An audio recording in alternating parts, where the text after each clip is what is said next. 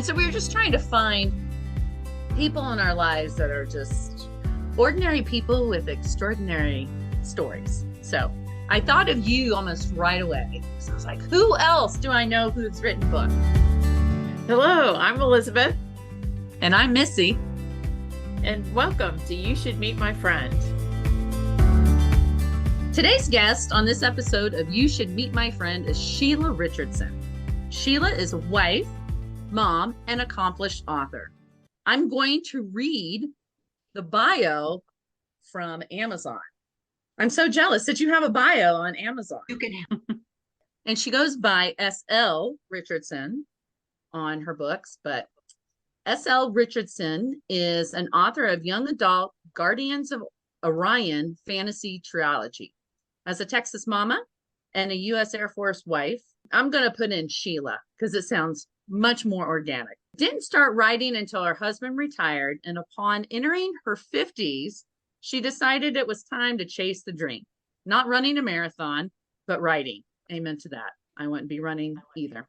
She released her first novel, Mark of Orion, in October 2019. Her second book, Light of Orion, was released in July 2020. And the last book was released in May 2023.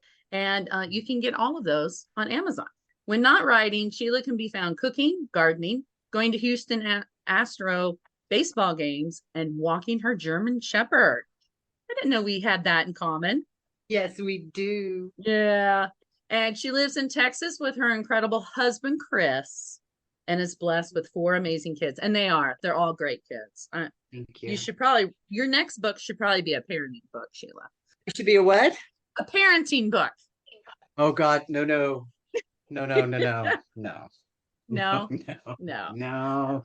No, But they are pretty great kids. they're great kids. I know them. Thank you.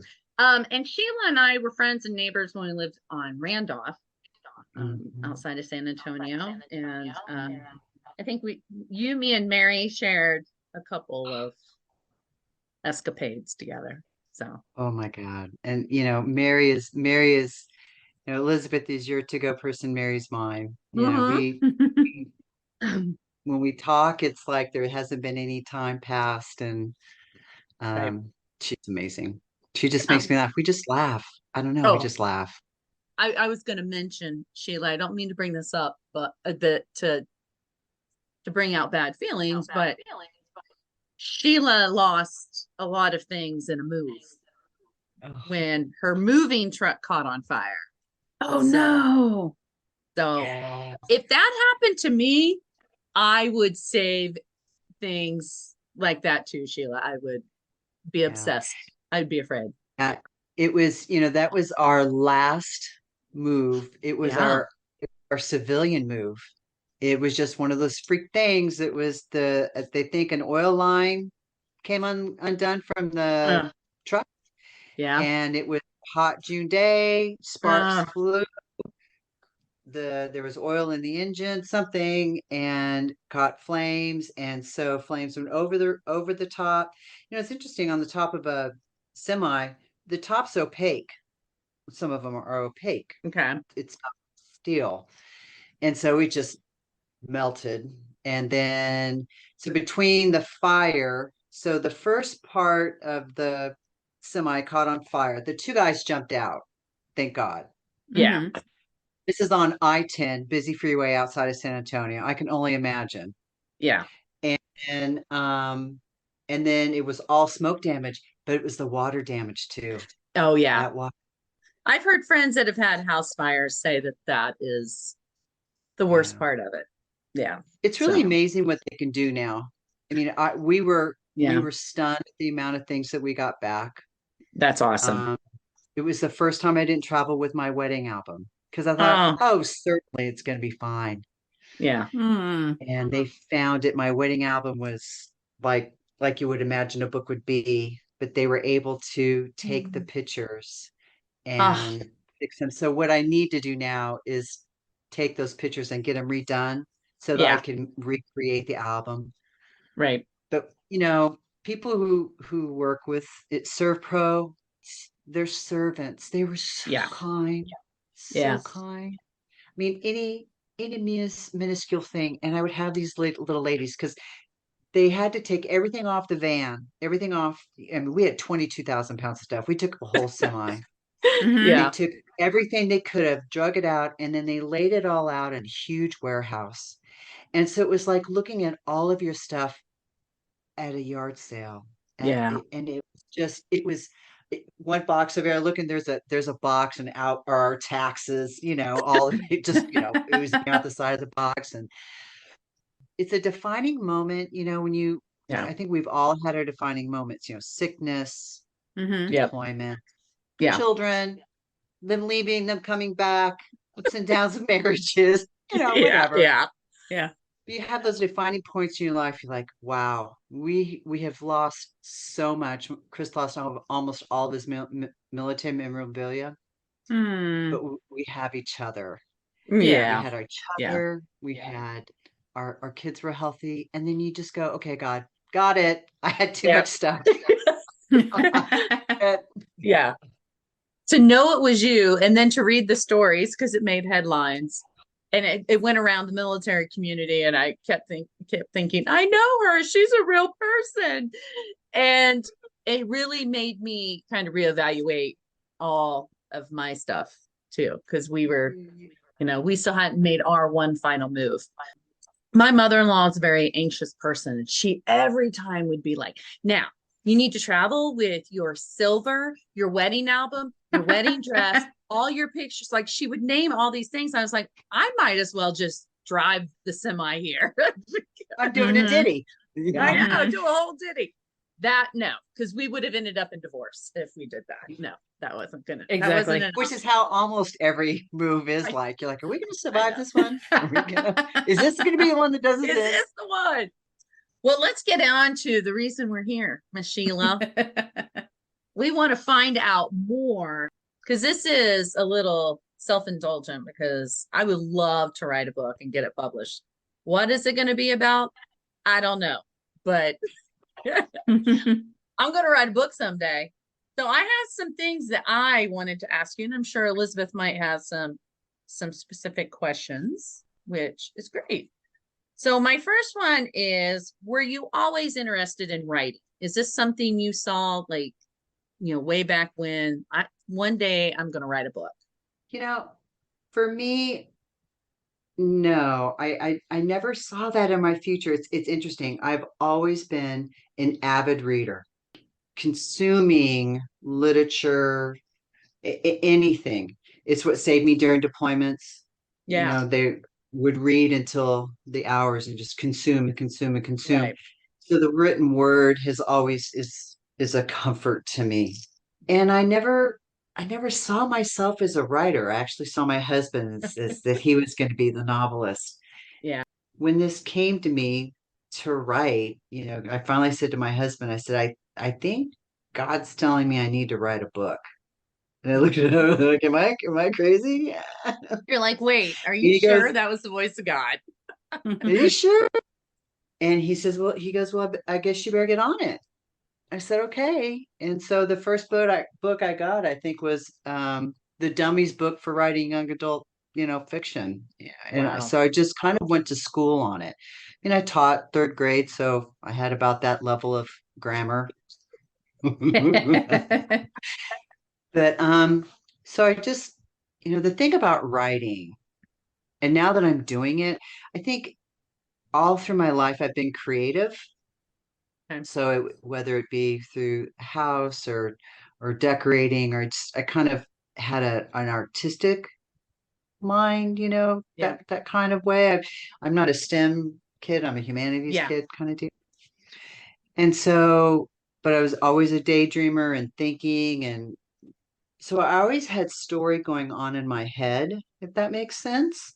But I Yeah. never wrote it down. I remember trying to journal or diary, and I probably just didn't have the discipline to do the same thing every day. It's one of my problems. But so when I decided that I wanted to do this, that this is what I wanted to do, it just became a matter of, your brain's a muscle, and really writing is a muscle too.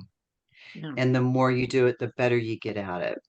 the first things you write are pretty stilted because you're self-editing, right? Right. You're Yeah. self-editing. You're like, oh, this just sounds really bad, Yeah. you know, and all of that. So You got to keep pressing on, even yeah, it's though, getting out of your own, it was kind of getting yeah. out of my own way. And so what I did Okay. initially was a lot of brainstorming, just Okay. writing down scenes. I mean, I knew what the beginning was going to be in the trilogy. I knew what the end was going to be.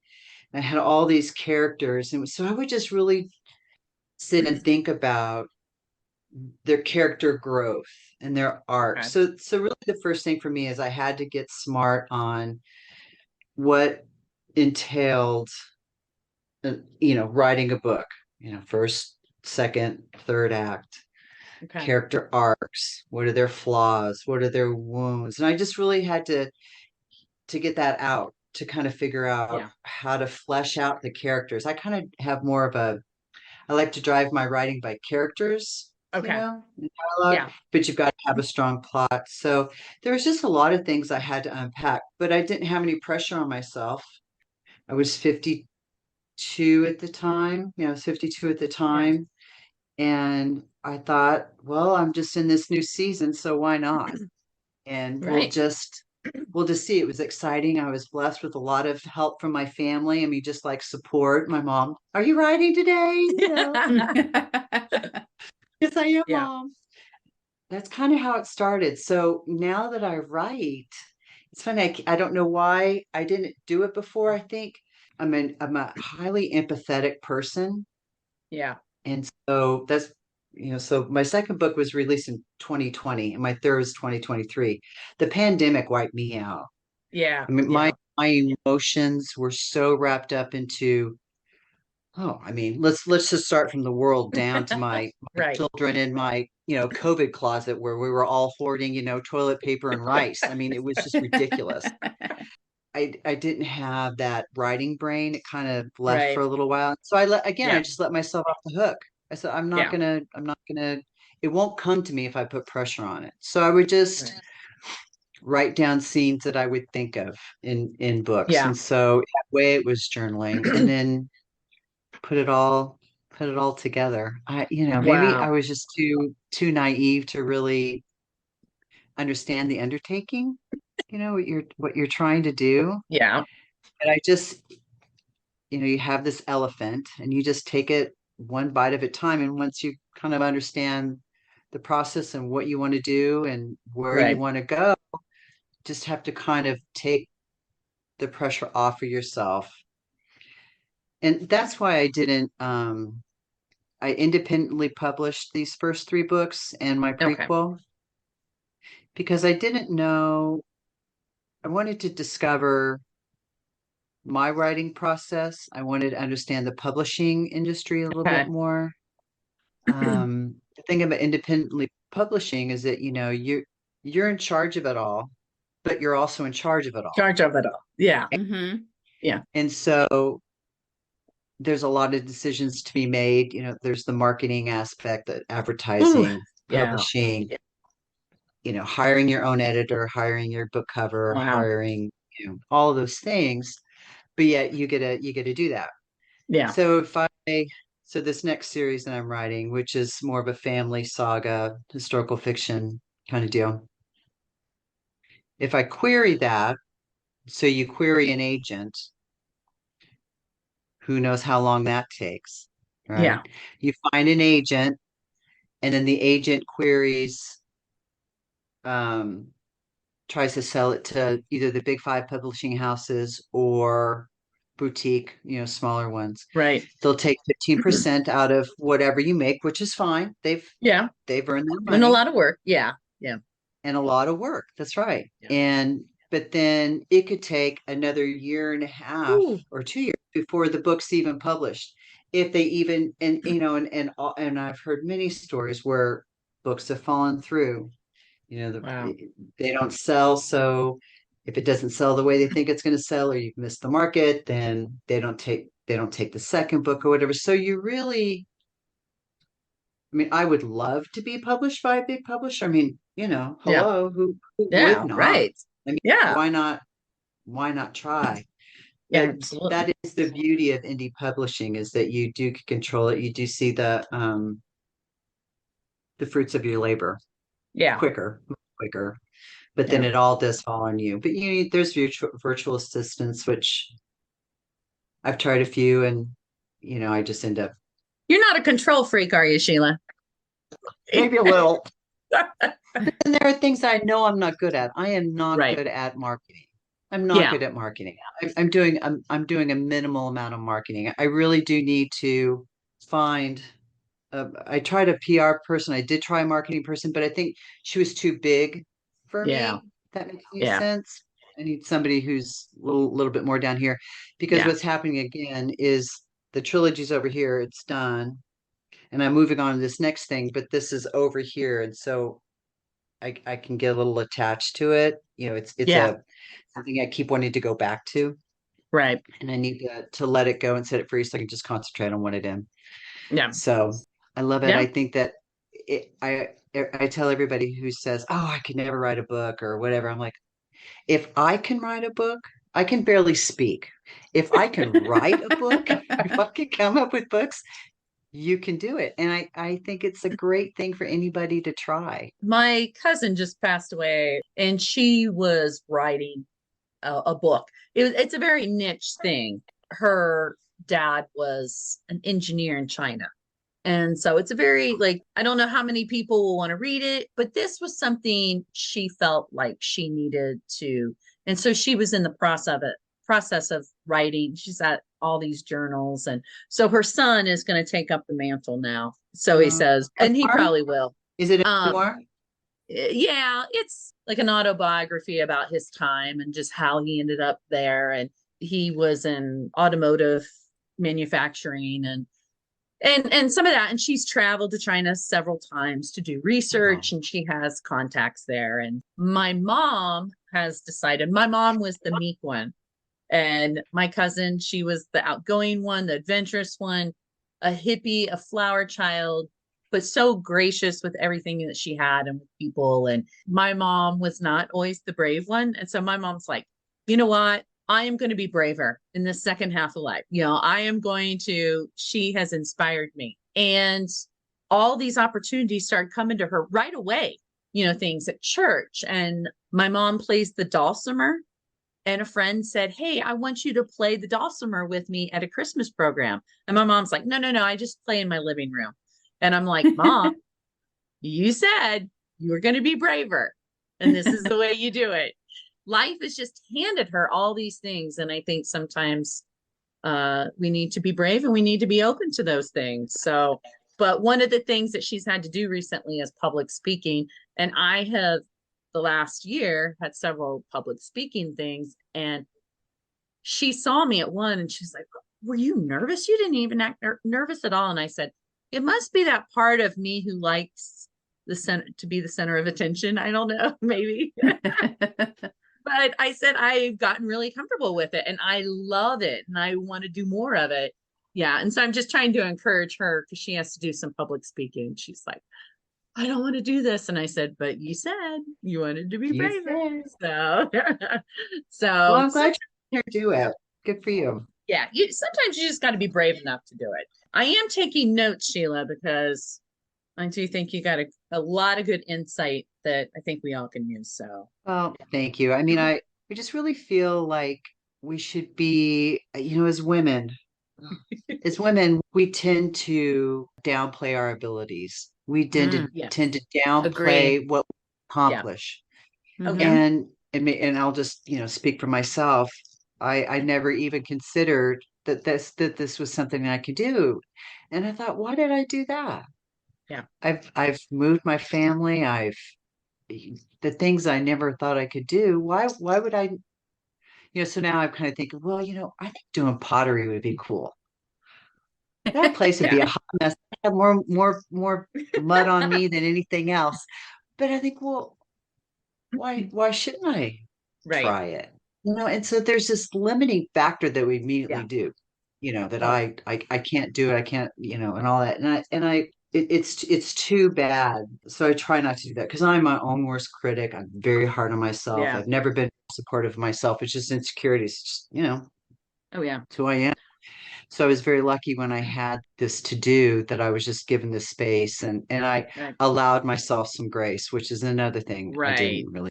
You got to allow Lots of yourself some grace. grace. And then you really have to be diligent about having specific times that you go, okay, I'm going to write today. And that doesn't necessarily mean you start writing chapter one. It Okay. means I'm just going to write some ideas that I'm thinking about, or I'm going to write about a character, or I'm going to write about a setting or a dialogue. I've got, some of my journals that I write in will have speaking scenes, and Yeah. you can build from that. I was watching a seminar. It's a gal called Jennifer Lynn Barnes, and she talks about the id. And I need to finish watching it because it was just yesterday. That's why it's fresh in my brain. Otherwise, I've been buried or lost. It's a Yeah. very finite time that my memories will come back to me. About when you're reading something or watching TV or listening to something, music, or you're on Pinterest or Facebook, and you see something that speaks to you, write it down because that's what's interesting to you. I mean, this Yeah. again, I'm being very loose here with what she's saying, but it's Yeah. interesting to you. And so when you put those things that are interesting to you in what you're writing, it holds more interest, right? So if you're Yeah. for her, she's a romance writer. She goes, I in almost every book, well, this was another gal talking about it. In every book, I love stargazing. I think stargazing is the most romantic thing you can do. Yeah. Yeah. And so she has stargazing in it. And I thought, well, that is fun. Right. If you like picnics or if you like a beach, Yeah. instead of writing, well, I guess, going on a hike sounds romantic. I'll write about a hike. Okay. That's going to show in your writing. So some of it Yeah. is obviously if you're going to write something, have a passion for it, but then find things in it that feel fun to write. And Makes a lot of sense. Yeah. it, now if you're writing something nonfiction, then that, in some ways that's easier because you're pulling from yourself and your Yeah. memory, be them hard, happy, sad, Right. painful. But Yeah. they're sometimes easier to write if you're willing to be vulnerable. Yeah.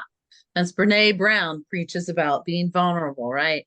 Being Which is, vulnerable. Ooh, I know you got to be. You're bearing your soul when you write a book, right?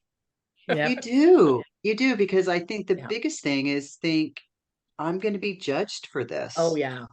And I don't take And criticism very well. well, you know what? And I think, okay, and this is what I had to get over. You can judge me when you write a book. Absolutely. You can judge me when you write a Yeah. book. I'm And there's not sorry I that put, many people that have written a book, yeah, there's right? not that many people. Now if I write a really bad book and in Yeah. it, then okay. But Yeah. if you didn't like it, that's fine. I think some of the and I've been very lucky.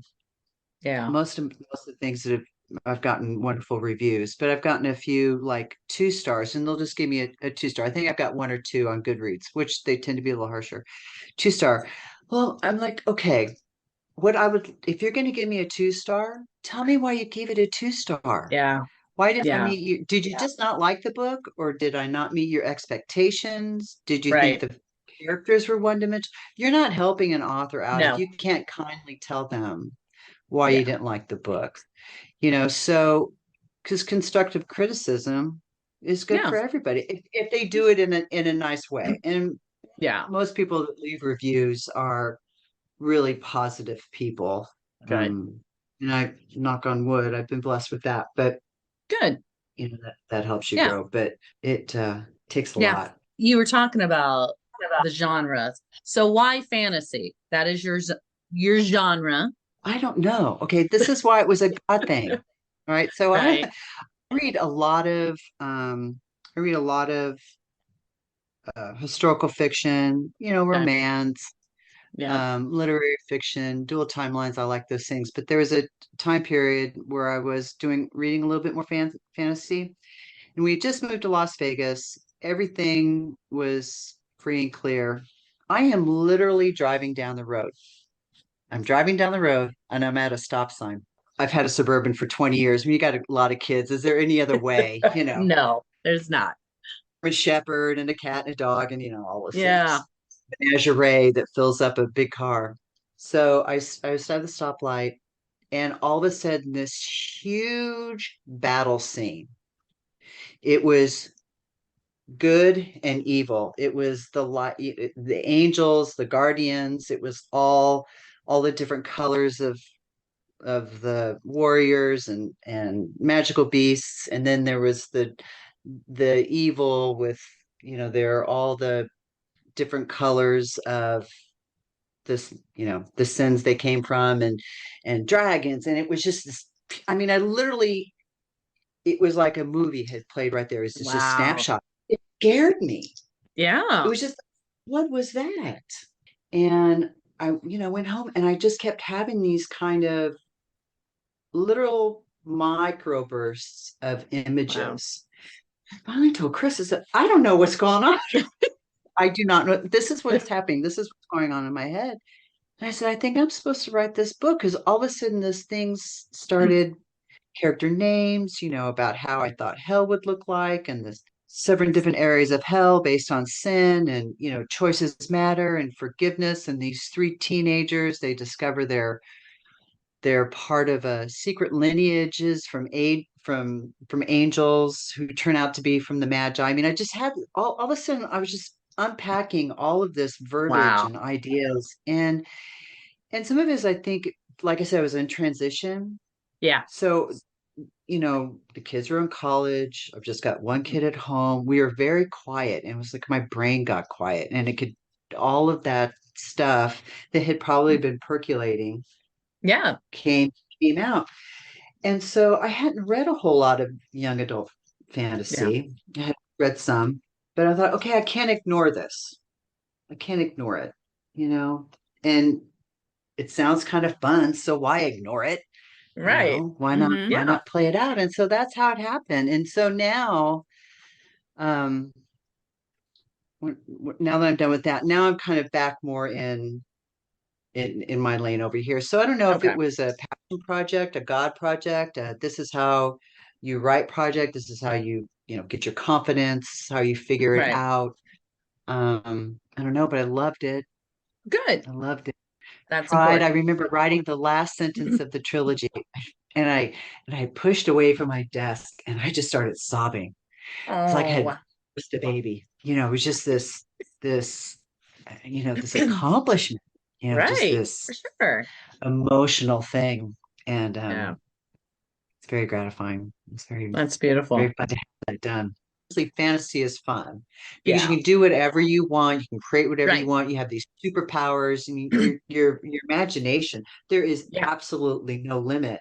So here I am writing this next series. It's takes place in Charleston. 6 sisters, long lineage.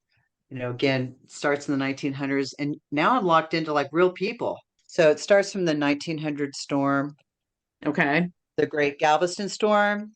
Oh, Oh And okay. yeah, yeah. so Galveston is a tremendous city. It's like a little time capsule, this Yeah. island down there. Start with pirates and Indians, and, Yeah. Juneteenth, and the hurricane, and red light Yeah. district, the mob, Yeah. surfing, oil. And so there's just this easy place for ideas for plots and characters, and all of that. So that's where but it is a little bit more confining because, nobody's got like a superpower, or gonna, Yeah. ride a Pegasus, or They can't kill magic a their way dragon. out of a crisis. Yeah. Right. Yeah. Well, the last question I have in this series of questions is, what's your best advice for others who want to be a writer? Yeah, I think the best advice is to just go ahead and do it.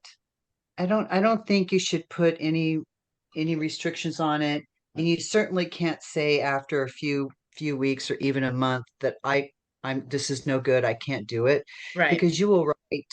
Each of my books was 90,000 to 100,000 words. I would sometimes get locked up writing a greeting card, so getting all of that down takes a while. Right. The nice thing about it is you get to go back through it and go, oh yeah, this blah, and you Yeah. throw it out, or you make it very. I actually like the editing process Yeah. because I found like it was a really good way to, okay, I know what I was trying to say, but now I can let it percolate and think about it or go, Yeah. I wasn't going in that direction. So really I found just write it out, just journal it out. Some writers start from the end and write back. Some I've start heard from that. the Yeah. front and write back. Some just write in scenes and put it together. Some need a strict outline. Some they're called pantsers. Do you write by the seat of your pants? I'm kind of both. I like an outline and then characters and things just come to me. Right. I'm a total pantser. Are you a total pants? And pantsing 100%. is fun as long as you don't pants yourself into a corner. Right, right. Exactly. So that's what's kind of nice a little bit about having an outline, or at least and an outline is just beginning, middle, and end. You've got to know your ending, you've got to know where you're going to go. Mhm. Yeah. You don't know where you're going to go, then you're just going to kind of meander around, and your middle is going to get Right. bogged down, and you're going to get bored, and you'll start missing your point. But I think pantsing is, for me, really successful when you know where you're going, when Mhm. you've got that, it's like a Yeah. trip. Yep. Starts at Like the end. I had an So idea where I wanted to end. I had no idea how to get there, but I had the characters I liked. So what happened between the beginning and the end was just however my brain went that day. I'm a learner. I like to learn. I always feel like there's something more for me to learn. But sometimes I feel like taking a class is a way for me to procrastinate. Have you read any of Stephen Pressfield? No, Mm. Both of you ladies need to read. It's called The War Okay. of Art. I'm rereading Do the Work. So he's a great writer, but he calls they're real small little books. Well, so this one is called Do the Work that I'm Do the work. rereading right now. And they're just like a page. But he's about, Ooh.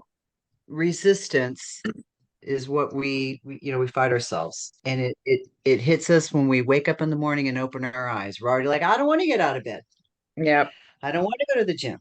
I don't want Yep. to do this. I don't want to do that. And resistance, well, so he's about put your butt in the seat, just Yeah. do it, eat the frog, Do the all those things to get yeah. it done. So I like Stephen Pressfield, and I did do some online writing class. I think they're good, and they all have their place. But I think one of the best things you could do, like what you're talking about, Elizabeth, is being an avid reader in the genre that you want to write in, because you intuitively know the beats. You Yeah. intuitively know these things. Podcasts are big. There are just some amazing podcasts that you can learn from, Right. self-learning books that I feel like can do just as much. And then, really going to conferences. There's a few conferences I've been to, and there's just nothing like it. If Yeah. Mhm. nothing else, just kind of get amped, like these people are kind of cool and they're exciting and all the ideas and juices flowing. You meet like Yeah. people, and it's fun. Well, we have some other questions that we ask all of our guests. So, Elizabeth, do you want to start off with that? Do you have Sure. those? Okay. No wrong answers, Sheila. All right, I'm putting on my glasses. Okay.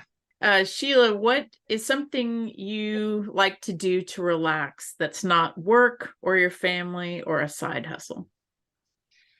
Well, think I've already talked about. I read a lot, Mm-hmm. um, and I walk. I walk, 2.5 miles a day, sometimes more, sometimes less, and sometimes not every day. Yeah. So for me, those are very relaxing. I used to garden. I've just found that I, like writing and researching, and so my brain is always kind of up here working stuff, and so to either be reading or walking is very relaxing for me. and watching Great. TV or, whatever. The hot tub. We have a hot tub that we love. Ooh. Call it the Mm. truth tub. The truth. I think that's Because something else, Sheila, but that's okay. no, the truth tub, like, all of a sudden one of the kids will get in and they start talking about stuff. We're like, wait, I wasn't prepared for that. I have a glass Right. of wine and want to relax. Yeah. Why are you telling me this truth now? I'm not ready Yeah. for this. Mhm. All right, But I that love kind of it. segues into another question we have, which is what are you currently reading, watching, or listening to that you would recommend? Oh, that I would recommend. Well, right now I'm reading a lot of historical fiction, dual timeline historical fiction. Anything Mary Ellen Taylor is fabulous. I've read a few Beatrix Williams books just recently. Let's see, The Glass Ocean and 100 Summers. Beautiful books. They were for me.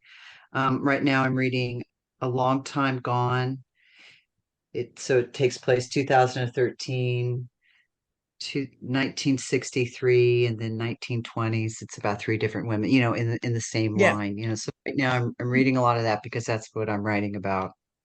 And then I'm reading Isaac Storm by Eric Larson because his book is phenomenal about the 1900 storm in Galveston and about how the amount of hubris we had that we thought that we knew what hurricanes did and the inner Yeah. workings between the Weather Bureau and Cuba and so it's fascinating. And then, the horrors afterwards. So it's an Yeah. excellent book about that. TV, my husband and I don't watch a lot of TV. And when we do watch TV, it tends to be we rewatch Peaky Blinders, we're watching Billions. We a lot of times are watching baseball and football again. And then the Well, news. okay. I I didn't love mean to interrupt you. podcasts. Yeah. That's why I was so excited to, feeling very thankful being asked to be on Well, here. But so for writing podcasts, there's it's called the Spa Girls, SPA Girls. They're four New Zealand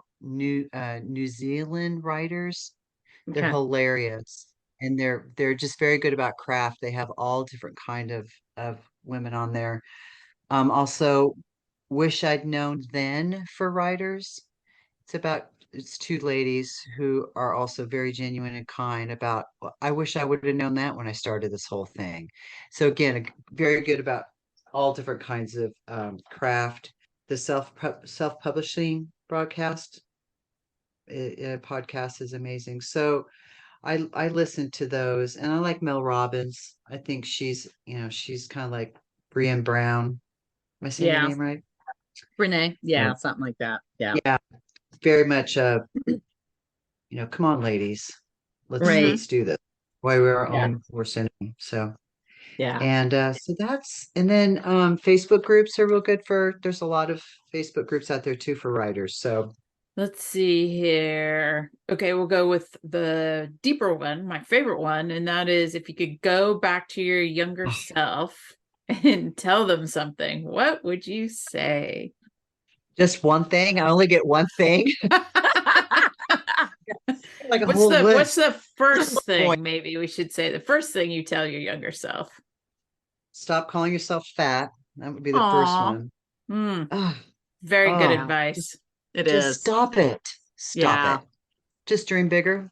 I Yeah. think that I just never, and it wasn't necessarily that I obviously had limiting beliefs, but I guess just dream period, right? Yeah. Just Yes. just dream period. Yeah. If you think it, you can do it and never say you can't do it. And I never told myself that. And it Yeah. wasn't because I don't know, it was just I never I was a teacher and I loved teaching and I loved expanding the minds of kids. But I had such a small world where I live. It wasn't until, I married Chris and went to the military and my world just became so big.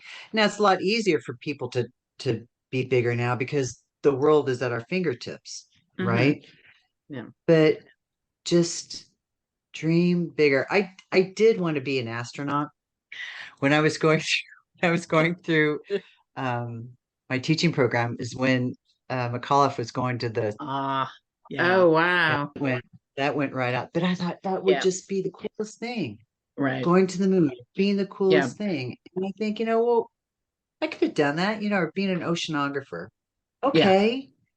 So I just tell my younger self just to dream big, Yeah. dream bigger.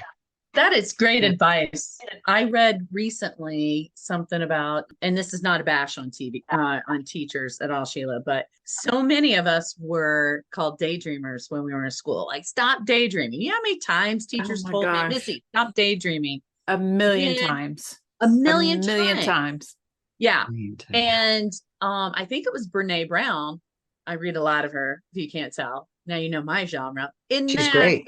In that, why do we tell people that? And I think again, all three of us are kind of come through the same pathway, as women. I mean, Elizabeth broke barriers with actually going into the Air Force. No one ever told me I could do that. I grew up in a small Midwestern town that no one left. Why would you ever want to leave? Everything's here that you need is here, Yeah. And I had great parents who told me I could, but I went to school and no one told me I could be an astronaut or a writer or Air Force officer or whatever it was. I felt like I was so limited on what Right.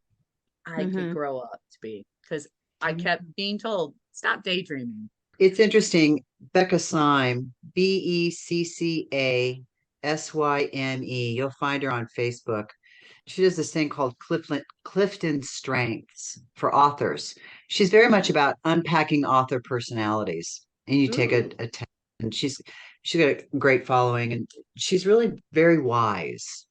And Okay. she's very much about being good to yourself, but also understanding who you are. And so you take this personality test. So I'm a developer, relator, my number 3 is intellection. Well, intellection, guess what we are? We are daydreamers. And you need that that is how you think and that is how you create. Right. Where it wasn't, like you're saying, it wasn't given any resource in any kind of, you're just ignoring me. You're just Yeah. gazing out the window, going blank when Right. I was, but that is Yeah. how I think. I have to actually let myself have that time. Yeah. And that was so wonderful for me to hear Yeah. that, oh, I'm not procrastinating. I really am doing what my brain needs to do Right. to help create story or to help Yeah. create anything. I found that enlightening. So she's on Facebook. You can look her Okay. up. Another great resource for Right. figuring out who you are. Because there's many times when I was doing this, when I was writing, like everything, you want to give up. I mean, even doing anything, you're just like, oh, I don't want to do this anymore. Diets, exercise, anything. I don't want to do it anymore. But I thought, what? I want to show my children perseverance, just persevere. Yeah. Just persevere and do this thing. And it doesn't have to make $1 million. It never has to be on Netflix. It can just be a passion project. Yeah. But what an accomplishment, you stuck with it. And I did. And because they're so proud of my husband, they're so proud of Chris, Oh, yeah. you fly supersonic. Yeah.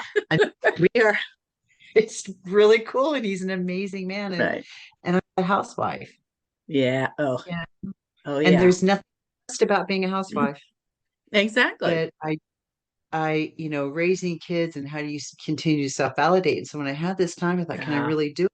So some of it was proving to me that I could. And then I figured I liked it. But there was Yeah. something about not stopping because I wanted to show to my children that things may take a long time.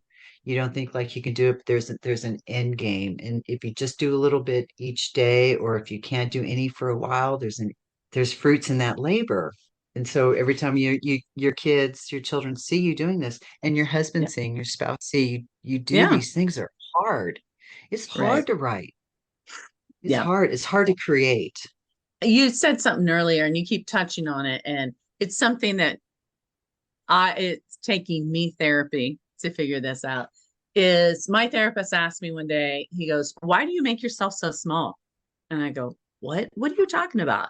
And he goes, anytime you talk about yourself, then you're like, well, I'm not as smart as Chris. Or, he's like, you deflect away from yourself as if the things that you do and love and have passion about don't mean anything. And I said, I also haven't had, I know this sounds like a cop out, but I also haven't had those people in my life until as of recently that say, these are great things. Like raising your kids is a great thing. Like I had a boss recently tell me, not recently, but some time back, well, this is the going rate for a stay-at-home housewife.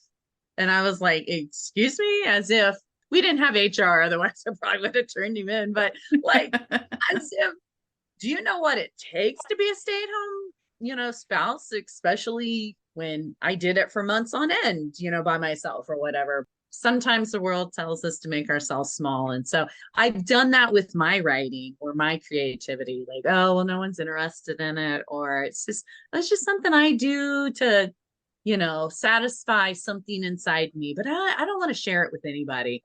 Don't do that anymore. I won't. I have people like you two to help me. So I yeah. read somewhere, I just reposted on Facebook, out of the 97% of people who think they want to write a book, only 3% even try. And then something like 0.6 even publish percent of all Wow. that. Wow. So the fact that you are able to put words on paper or put paint on a canvas or create a lovely bowl, the fact that you can do this and create is a lot more than what other people can do. And that's what there's seasons in life. I'm never going to knock anybody because my season's coming later. And then there's people that have done things over there, but Sure. the fact that you two are even putting pen to paper or, into software, it's a huge accomplishment. Yeah. So just be proud of that. Thank you. Thank you. You can be our next guest too. If you're going to give us lots of compliments, you can just stay. I know. I think one of the first things she said was she was so excited that we're doing this. And I said, oh, Sheila, we need to hear that. Because some days we're like, what are we doing, Elizabeth? What are we doing? Let's see. Our next question is bringing it to the serious side again. Is there something you like to cook or eat or drink that makes your day's challenges fade away? I have coffee throughout the day. Excellent. Fuels 2 or 3 cups. I like coffee. I have an espresso machine up here in my office. I like a little bit of coffee, and then I have a glass of wine at night. And I'm not a baker, thank God, because I can't imagine if I had a sweet tooth, that would be bad for my waistline. Yeah. So I cook dinner every night. So I don't even know if it's one of those. I look forward to it, but it doesn't bring me solace. But I like that, having a cup of coffee, doing my thing, and then having a glass of wine, winding it down. That's just, it's that simple and boring. Maybe that's how we connected. Maybe it was the coffee and wine thing. Yeah. I'm on that. I'm sure of it. I have no doubt. Is there a friend of yours you think we should meet who should be a guest on our podcast?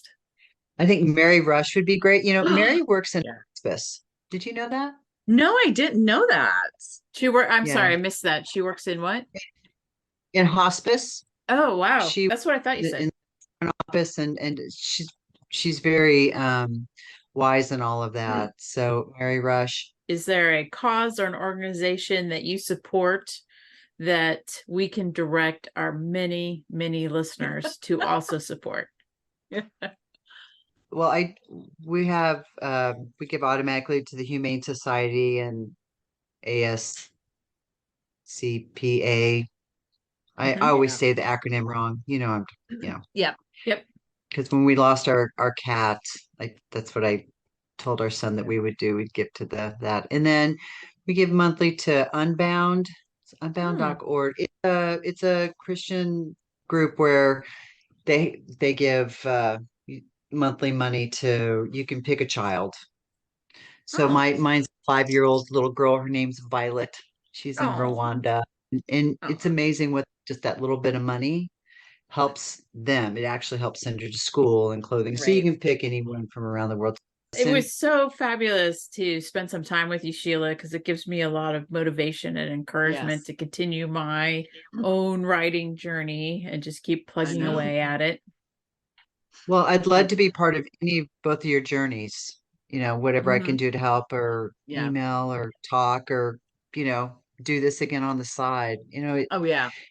really is, it can be a lonely endeavor because Mhm. you're in here and all the self-doubt that creeps in. But just right. Just right. Mhm. Just right.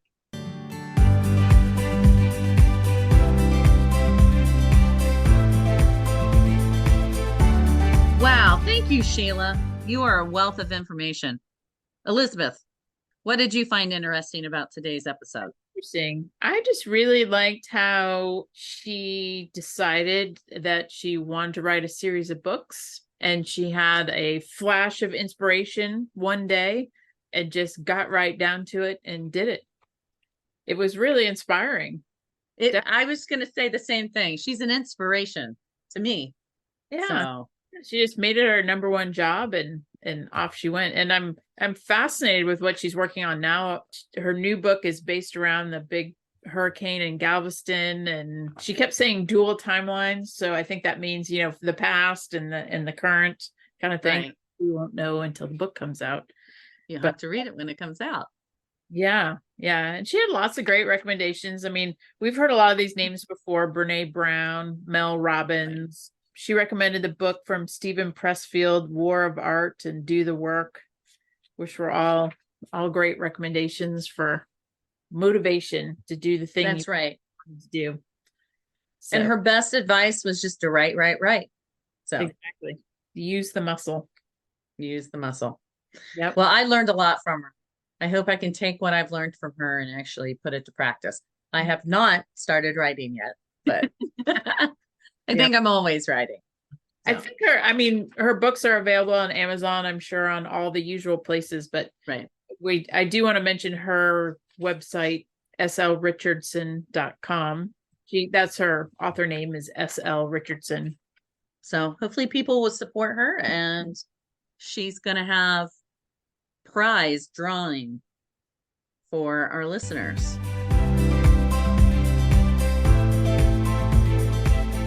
Find us at facebook.com/YSMMF podcast and Instagram at YSMMF podcast for episode announcements. Thanks.